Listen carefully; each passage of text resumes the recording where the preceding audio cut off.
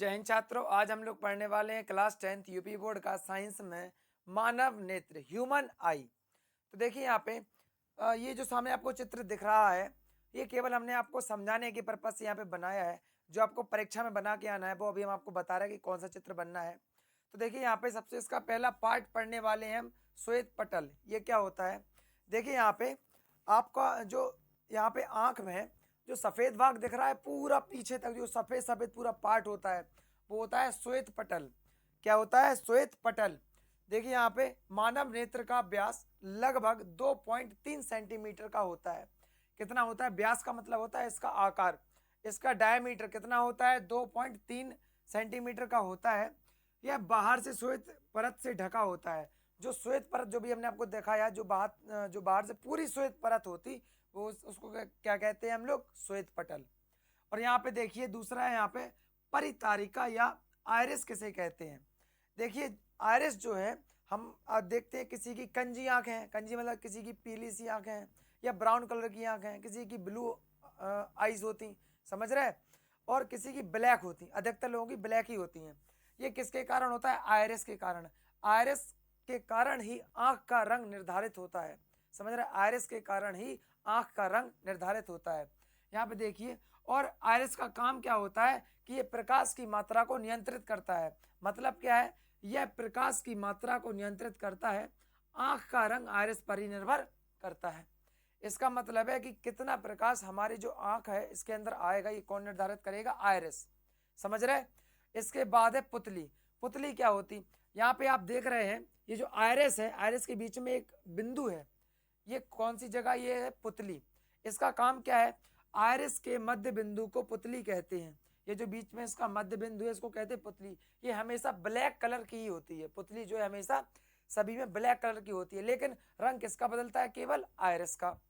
यहाँ पे देखिए आयरिस के मध्य बिंदु को पुतली कहते हैं। यह प्रकाश को लेंस तक पहुंचाती है। देखिए अभी हम आपको बता रहे हैं कि लेंस कहाँ होता है और कैसे प्रकाश को यहाँ पे पहुंचाया जाता है। किसके द्वारा पहुंचाया जाता है? पुतली के द्वारा। यहाँ पे देखिए हम आपको थोड़ा सा इसमें और डिटेल दे दें कि जैसे हमने देखा है कि अगर मान लो हम सर्दियों में धूप लेने छत पे जाते हैं तो वहाँ पे नॉर्मल जो धूप रहती है वहाँ पे क्या है? ज़्यादा प्रकाश होता है। और जैसे ही हम नीचे अपने कमरों में आते हैं तो हमें कुछ दिखाई नहीं देता। उसका मतलब क्या होता है? इसका मतलब होता है कि अधिक प्रकाश में जाने से हमारी जो आयरिस है वो क्या होती है? वो सिकुड़ जाती है। सिकुड़ जाने के कारण देखो आयरिस की एक क्वालिटी और होती कि ये आसानी से सिकुड़ तो जाती है लेकिन फैलती बहुत धीमे धीमे है।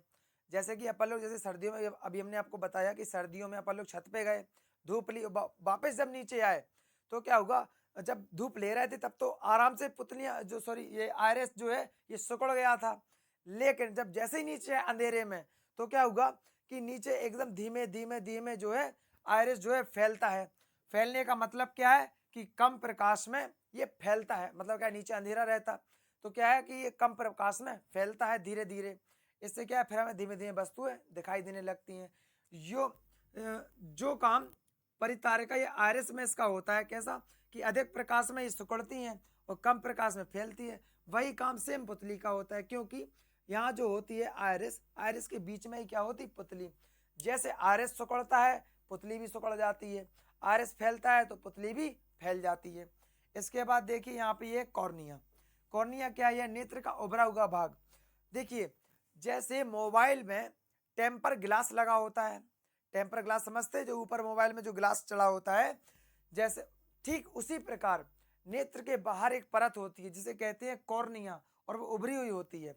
और ये जो है पारदर्शी, जैसे मोबाइल के ग्लास को हम आर पार देख सकते हैं, टेम्पर को कि नहीं देख सकते टेम्पर ग्लास को, ऐसे ही नेत्र का जो उभरा हुआ पारदर्शी भाग होता है उसे कहते हैं कॉर्निया। और जैसे हमारे जो मोबाइल में टेम्पर ग्लास खराब हो जाता है या स्क्रैच आ जाते हैं या पर धूल वगैरह चढ़ जाती तो हम उसको चेंज करवा लेते। ऐसे ही जब नेत्र दान किया जाता है तो उसमें किसका दान होता है? केवल कॉर्नियों का, ना कि पूरी आंख निकाल के दी जाती है। समझ रहे? इसमें क्या लिखेंगे हम? नेत्र का उभरा पारदर्शी भाग कॉर्निया कहलाता है। प्रकाश कॉर्निया से होकर नेत्र में प्रवेश करता है। देखिए हमने आपको बताया कि सबसे पहले जो सबसे बाहरी भाग है वो कौन सा है? कॉर्निया है। तो सब ऑब्वियसली बात जो है कि प्रकाश जो है सबसे पहले कहाँ पे आएगा, कॉर्निया में, उसके बाद नेत्र के अंदर प्रवेश करेगा। ठीक है, अब ये आप लिख लीजिए या फिर नोट कर लीजिएगा और इसकी शॉट ले लीजिएगा। देखिए अब हम लोग पढ़ेंगे लेंस के बारे में। देखिए मानव नेत्र में जो लेंस होता है, ये दिख रहा है आपको, यह है नेत्र लेंस। ये जो लेंस होता है ये कौन सा होता है, उत्तल लेंस। तो देखिए यहाँ पे यह एक उत्तल लेंस होता है, यह सबसे अधिक चमकीला भाग होता है। इसका अपवर्तनांक 1.4 होता है। इसका अपवर्तनांक कितना होता है, 1.4 होता है। और ये जो है पांचछाभी मांसपेशियों द्वारा जुड़ा रहता है। देखिए यहाँ पे ये लेंस को समायोजित करने का काम करती हैं। जो पांचछाभी मांसपेशियां होती हैं, यहाँ पे आप देख सकते हैं ये कौन सी मांसपेशियां हैं, पांचछाभी मांसपेशियां। देखिए जो लेंस होता है जो लेंस होता है उसको ये क्या करती, पकड़े रखने का काम करती हैं। कौन, पांचछाभी मांसपेशियां।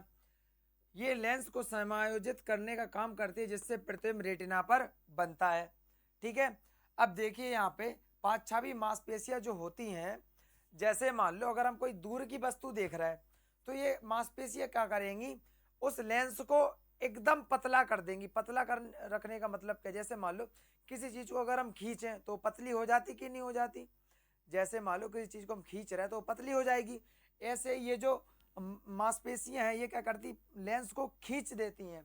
तो जिससे क्या होता है कि हमें दूर की वस्तु स्पष्ट दिखाई देने लगती है। जैसे अगर हमें कोई चीज दूर की स्पष्ट नहीं दिखाई दे रही तो हम क्या करते, आंखों को फैला लेते। फैला लेने का मतलब क्या है, ये मांसपेशी क्या है, फैल जाती, अर्थात लेंस को पकड़ के खींच देती हैं, जिससे हमें सामने की वस्तु, जो दूर स्थित वस्तु है, वो दिखाई साफ देने लगती है। और अगर जैसे यही वस्तु अगर मान लो पास में है, ज्यादा नजदीक है, तो ये क्या करेंगे, उसको प्रेस करेंगी, उसको दबाएंगी, क्योंकि जो प्रतिबिंब बनता है वो किस पे बनेगा, रेटिना पर, जो कि स्पष्ट बन सके। ठीक है, ये हो गया आपका पांचछाभी मांसपेशियां। अब देखिए रेटिना क्या होती है, यह दृष्टि नाड़ियों से बना एक पर्दा होता है। देखिए इसका काम क्या होता है, रेटिना पे कुछ नहीं, केवल प्रतिबिंब बनता है, उसे हम रेटिना कहते हैं। एक पर्दा, जैसे मान लो प्रोजेक्टर देखा, जिसपे जैसे मान लो सिनेमा घरों में फिल्म की वो फिल्म चलती है, मूवी चलती है एक बड़े सफेद पर्दे पर, बस ऐसा ही होता है। जो हम सामने देख रहे हैं उसका प्रतिबिंब किस पे बनेगा, रेटिना पर। बस इतना ही इसका काम होता है। यह दृष्टि नाड़ियों से बना एक पर्दा होता है जिस पर प्रतिबिंब बनता है। लेकिन यह प्रतिबिंब रहता कैसा है, वास्तविक रहता है और उल्टा। अब उल्टा रहता है तो अपन को सीधा कैसे दिखाई देता, ये हमारे मस्तिष्क का काम होता है कि जो प्रतिबिंब बना है उल्टा वो हमें सीधा आभाषित कराता है। ठीक है, यहाँ पे देखिए रक्तक पटल क्या होता है, यह रेटिना एवं आंख को रक्त एवं पोषक तत्वों की पूर्ति करता है। रक्तक पटल देखिए यहाँ पे, जो ये यहाँ पे दिख रहा है, यहाँ पे ये होता है आपका रक्तक पटल, पूरे में फैला होता है यहाँ तक। तो ये क्या काम करता है कि रेटिना और आंख को रक्त एवं पोषक तत्वों की आपूर्ति करता है। क्योंकि देखो इसमें खून की भी आवश्यकता है, पोषक तत्वों की भी आवश्यकता है, नहीं तो कोई चीज काम ही नहीं कर पाएगी, ना तो मांसपेशियां काम कर पाएंगी, ना तो ये लेंस काम कर पाएगा। समझ रहे। अब देखिए इसके बाद आप इसका स्क्रीनशॉट ले लीजिएगा, आपको और समझा रहा है। तो यहाँ पे आप देखिए जलीय द्रव और काछाप द्रव और पीत बिंदु और अंध बिंदु, ये लास्ट टॉपिक है आपके टॉपिक के। तो देखिए यहाँ पे जलीय द्रव क्या होता है, देखिए कॉर्निया और लेंस के बीच में जो द्रव भरा होता है, कॉर्निया और लेंस के बीच में जो द्रव भरा होता है यहाँ पे, इसे क्या कहते हैं हम, जलीय द्रव। इसे क्या कहेंगे हम, जलीय द्रव। देखिए कॉर्निया एवं लेंस के बीच भरे द्रव को जलीय द्रव कहते हैं। यह लेंस की रक्षा करता है। कॉमन सी बात है, जब यहाँ पे भरा है और इसके बाद लेंस है तो ये लेंस की रक्षा करता है। अब देखिए कांचाप द्रव, लेंस एवं रेटिना के बीच, ये हो गया लेंस और ये है आपके यहाँ पे पीछे की ओर रेटिना।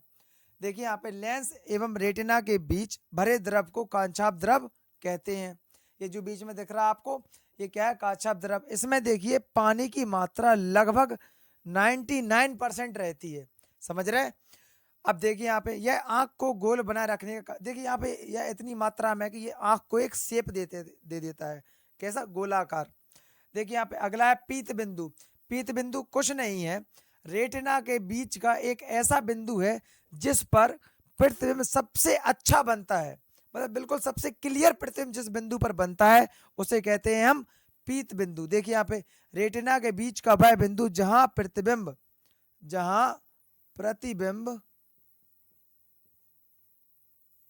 सबसे अच्छा बनता है, यहाँ पे तो लिखा था रेटिना के बीच का वह बिंदु जहां सबसे अच्छा प्रतिबिंब बनता है उसे पीत बिंदु कहते हैं या कहा जाता है। और लास्ट में क्या है आपका अंध बिंदु। देखिए वह बिंदु, अब आपको थोड़ा सा समझाने वाले हैं कि अंध बिंदु क्या होता है। जैसे हम लोगों ने देखा है कि जो लड़कियां होती वो क्या करती, अपने जो बाल होते बाल वो ऐसे यहाँ पे कुछ रबड़ बैंड वगैरह बांध के और पीछे क्यों निकाल लेती। देखिए यहाँ पे सेम वही कंडीशन है, क्योंकि हमारे मस्तिष्क से कुछ जो है तंत्रिका कोशिकाएं अर्थात प्रकाशिक तंत्रिकाएं यहाँ पे आती हैं, वो यहाँ पे आती पर यहाँ से फिर ऐसे फैल जाती हैं पूरे में।